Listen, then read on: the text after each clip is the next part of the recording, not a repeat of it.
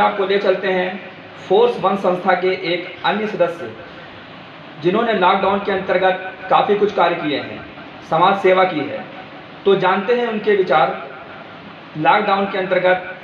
किस तरह से उन्होंने कार्य किए और क्या संदेश देना चाहते हैं। मैं आशीष पाल, ऐशबाग तिलक नगर का निवासी एक छोटा सा समाज सेवक हूँ। जब से हमारे देश में ये कोरोना वायरस की महामारी फैली है, तब से बहुत तरह की परेशानियाँ लोगों को झेलनी पड़ रही हैं। किसी के घर में खाना नहीं है, किसी के घर में दवाई नहीं है, किसी के घर में बड़े बुजुर्ग हैं, उनका तमाम तरीके का इलाज है। तो हम लोग ऐसे ही लोगों के बीच में जा कर के उनकी सेवा को कर रहे हैं और लोगों से बार बार इस चीज़ के लिए हाथ जोड़ के प्रार्थना कर रहे हैं कि वो सोशल डिस्टेंसिंग और मास्क पहनना, हाथ को बार बार साबुन से धोना, इस तरीके की चीज़ें जो बार बार कही जा रही हैं, इसको बड़ी अच्छी समझदारी के साथ में करके हमारे देश को और हमारे देश के प्रधानमंत्री को, जो दिन रात इसी चीज़ों के साथ में उलझे हुए हैं, उनके साथ में अपना कदम से कदम बढ़ाएं और इस कार्य को बहुत ही सफलतापूर्वक अंजाम दें। सर, हम जानना चाहते हैं आपसे कि अंतर्राष्ट्रीय स्तर पर कोरोना वायरस को लेकर हिंदुस्तान की स्थिति क्या है। जैसे ही जनसंख्या के हिसाब से एक बहुत ही विश्व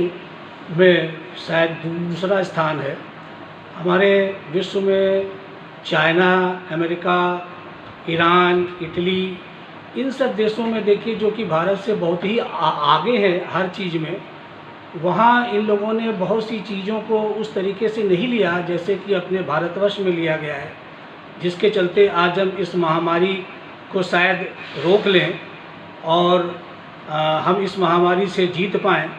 हमारे देश के प्रधानमंत्री ने बहुत समय से इस चीज़ को पकड़ा और वहाँ इन चीज़ को जो है काफ़ी नज़रअंदाज किया गया, जिससे आज आप ये देखिए कि वहाँ ये संख्या बढ़ती ही चली जा रही है और वहाँ के लोग इससे बहुत बुरी तरीके से जूझ रहे हैं। कहीं ताबूत नहीं बन पा रहे हैं, कहीं दवाइयाँ नहीं मिल पा रही हैं, कहीं आप देखिए लोगों के इलाज के नाम पे सिर्फ उनके कब्र खोदे जा रहे हैं। आपको टीवी के माध्यम से ये जानकारी प्राप्त हो रही होगी। लेकिन एक भारत देश हमारा है जहाँ के प्रधानमंत्री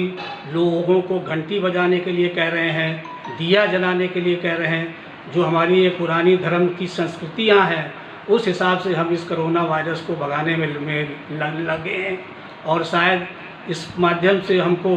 भगवान पूरी तरीके से मदद करेगा और हम इस कोरोना वायरस से जीत पाएंगे।